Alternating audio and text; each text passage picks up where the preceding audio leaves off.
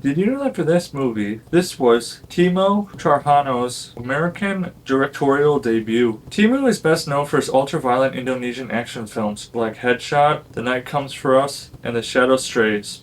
So I was really excited for this movie. I loved the first Nobody movie. I loved the director, I loved the producer. But the thing that really caught me off guard with the first Nobody movie that made me love it so much was Bob Odenkirk really embracing the action genre and putting in the work and really doing a great job. He's a natural in the action world. I've just been looking forward to Nobody 2 ever since I knew about the sequel coming out. And I have three things that I liked about this movie. But before I get into it, remember to like and subscribe. And drop in the comments below, do you think we should get a Nobody trilogy? So the first thing I liked about this movie, I liked the story. I was kind of interested to see what, was next for the Mansell family after the ending of the first movie, and it really starts off in a more serious tone. The relationships are still strained, but they're strained in a different way, where now he still doesn't make enough time for his family. His influences on their son Brady is not good. Like, you just see Hutch at vulnerable again. You see his wife come alongside him and really try to accept who he is, but at the same time, she really wants him to be a better father and really realize what he's doing. Be there for his kids, because he's trying to be a fun dad. They plan a vacation and all that, but that's kind of the funny twist is, he wants to prove to his family like he cares about them, and he wants to kind of get away from everything and have a fun time, make memories.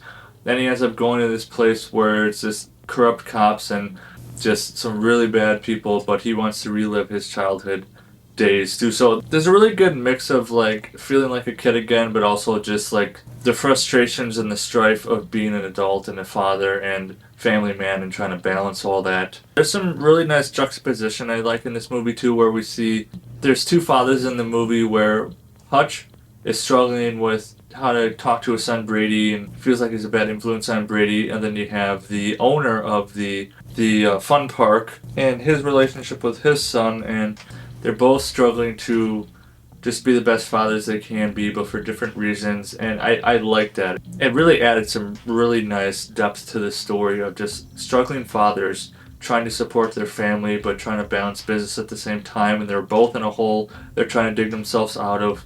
Second thing I liked about this movie was the action and the violence. It's pretty similar to the first movie. We get a lot of good fight scenes in this one. I really like the boat fight scene. Really funny. It's a great mix of comical fighting, but also just like so raw, just so like you can feel every punch moment.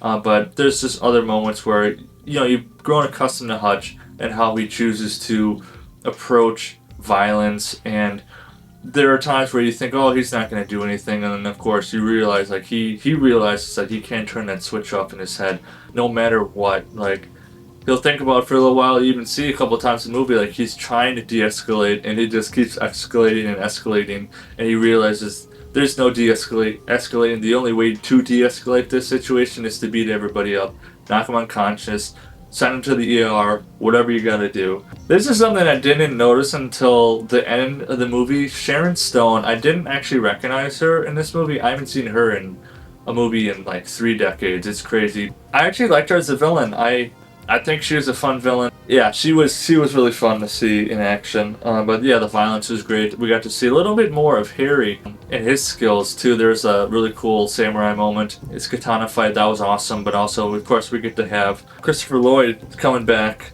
as Hutch and Harry's dad, and he's bringing his old wartime weapons with them and old wartime strategies, and just him going absolutely crazy at the end. I just love that they were able to include him in this movie again. I mean, he's getting up there in age, so I'm hoping if they do make a trilogy out of this, which they most likely will, that, he's just staying strong and healthy, because he's just a really fun guy to watch. Then my favorite scene in this movie, I really did like the end battle between Ladina, whole army against 4 guys, and I really liked the subtle callback to John Wick 2. I believe one of the writers for this movie was the writer for John Wick 2, so you get the mirror scene again. So if you've seen John Wick 2, you'd recognize that right away.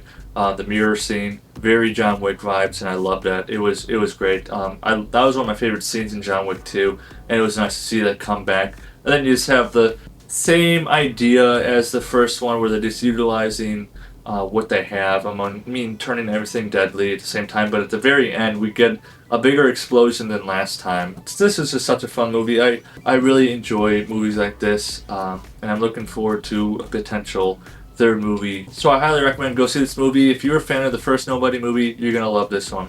So for Nobody 2, I'm gonna give it a 7 out of 10 Mudflaps. And remember, leave me a thumbs up and drop in the comments below. Do you think we should get a trilogy out of the Nobody movies? See you soon.